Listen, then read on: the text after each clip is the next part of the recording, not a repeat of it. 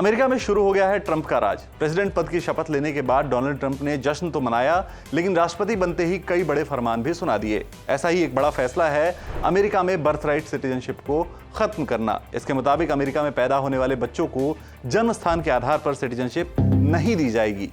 अब आप सोच रहे होंगे कि अमेरिका की सिटीजनशिप पर इस फैसले का इंडियन से क्या लेना देना। तो लेना देना तो है, क्योंकि इसकी वजह से H-1B वीजा पर यूएस में काम कर रहे इंडियन प्रोफेशनल्स के बच्चों को भी बर्थ राइट सिटीजनशिप नहीं मिलेगी। लेकिन अब ट्रंप का ये फरमान इतना सीधा भी नहीं है। चलिए इसकी शर्तें और इसकी लीगैलिटी को थोड़ा डिटेल में समझ लेते हैं। डोनाल्ड ट्रंप के एग्जीक्यूटिव ऑर्डर के मुताबिक 19 फरवरी 2025 के बाद पैदा हुए बच्चे जिनके माँ बाप में से कोई एक यूएस सिटीजन नहीं है या परमानेंट लॉफुल सिटीजन नहीं है, तो ऐसे नॉन रेजिडेंट्स के बच्चों को ऑटोमेटिक बर्थ राइट सिटीजनशिप नहीं मिलेगी। अब नॉन सिटीजन की डेफिनेशन में इलीगल इमिग्रेंट्स के बच्चे तो शामिल हैं ही, लेकिन अमेरिका आने वाले टूरिस्ट और फॉरेन प्रोफेशनल्स के बच्चों को भी इससे बड़ी मुसीबत का सामना करना पड़ेगा। इस ऑर्डर को पास करने के पीछे ट्रंप का सीधा तर्क है कि यूएस सिटीजनशिप का गलत इस्तेमाल हो रहा है। खासकर इलीगल इमिग्रेंट्स के जरिए बहुत से लोग सिर्फ अपने बच्चों को अमेरिका में जन्म देने के लिए आते हैं ताकि उनके बच्चे को सिटीजनशिप मिल जाए, और इस तरह से बढ़ती पॉपुलेशन का बोझ अमेरिका की इकोनॉमी को झेलना पड़ रहा है। लेकिन क्या ट्रंप के इस ऑर्डर को लागू करना पेपर पर साइन करने जितना ही आसान है? तो इसका जवाब है नहीं।